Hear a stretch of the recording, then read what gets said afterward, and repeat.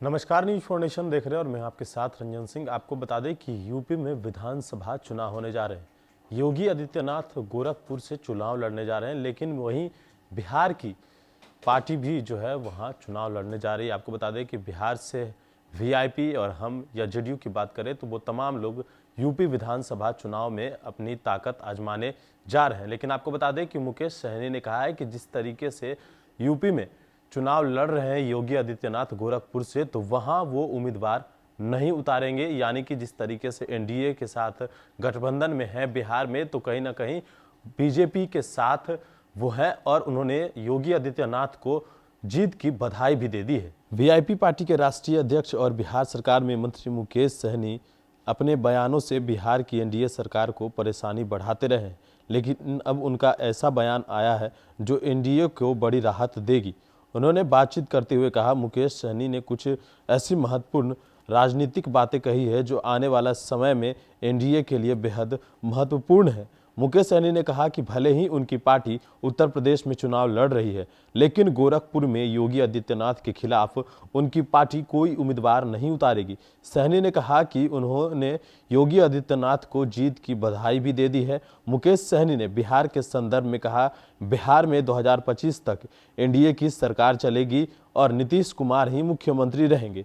मुकेश सहनी ने कहा कि उनके राजनीतिक गुरु अमित शाह हैं, जिन्हें देखकर वो राजनीति में आए हैं और अमित शाह भी उन्हें बहुत पसंद करते हैं और उनकी इज्जत भी करते हैं। मुकेश सहनी का एनडीए प्रेम यही नहीं रुका। उन्होंने कहा कि उत्तर प्रदेश चुनाव में वीआईपी पार्टी इसलिए चुनाव लड़ रही है क्योंकि उन्होंने केंद्र की सरकार से मांग की है कि निषाद समाज को आरक्षण मिले और केंद्र की सरकार दे नहीं रही है। सहनी ने कहा कि इसी मांग की वजह से वो अकेले चुनाव लड़ रहे हैं, लेकिन अगर कल ही केंद्र की भाजपा सरकार ये कह दे कि वो निषाद समाज को आरक्षण देगी, तो कल के कल वो अपने तमाम उम्मीदवारों को वापस ले लेंगे। मुकेश सहनी ने इस सवाल पर ही अपने उत्तर प्रदेश में उम्मीदवार उतारने का फैसला किया, तो भाजपा के कुछ नेता आपके खिलाफ बयान दे रहे हैं। इस बीच आपने तेजस्वी यादव को अपना छोटा भाई बोलकर लालू यादव की विचारधारा पर चलने की बात कही है। तो सहनी ने कहा कि तेजस्वी यादव छोटे भाई हैं ही, इसमें कोई नई बात है क्या? लेकिन नीतीश कुमार की सरकार बिहार में पूरे 5 साल चलेगी। मुकेश सहनी ने यहां तक कह दिया कि 2025 में बिहार चुनाव में वो भी मुख्यमंत्री के दावेदार हो सकते हैं। उनमें क्या कमी है?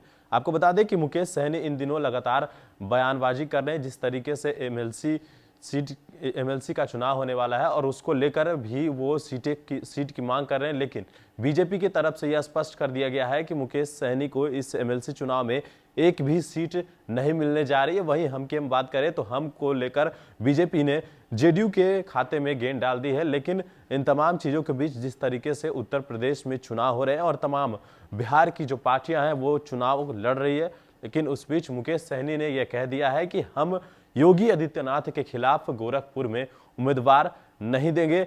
और उन्होंने जिस तरीके से कहा जाए कि निषाद समाज के आरक्षण के लिए वो चुनाव लड़ रहे हैं, उनका कहना है कि अगर केंद्र सरकार निषाद समाज को आरक्षण दे देती है तो हम तमाम जितने भी हमारे उम्मीदवार हैं उन सभी को वापस ले लेंगे। हम इस आरक्षण के लिए ही यूपी में चुनाव लड़ रहे हैं। लेकिन जिस तरीके से बिहार में यूपी में चुनाव है और बिहार में बयानबाजी चल रही है, आपको बता दें कि जिस तरीके से कल सम्राट चौधरी ने मुकेश सहनी को लेकर बयान दिया, उन्होंने कह दिया कि जिनको जहां जाना है वो जा सकते हैं। और उसके बाद मुकेश सहनी ने भी पलटवार किया है कि आखिरकार हम भी जो है मंत्री हैं और जिस तरीके से हमारे दम पर भी बिहार में सरकार चल रही है, तो हम कहीं क्यों जाएंगे, जिसको जाना है वो जाए। इन तमाम बातों के बीच लेकिन अब जो यूपी चुनाव है और यूपी चुनाव में योगी आदित्यनाथ को जीत की बधाई दे दी है मुकेश सहनी ने।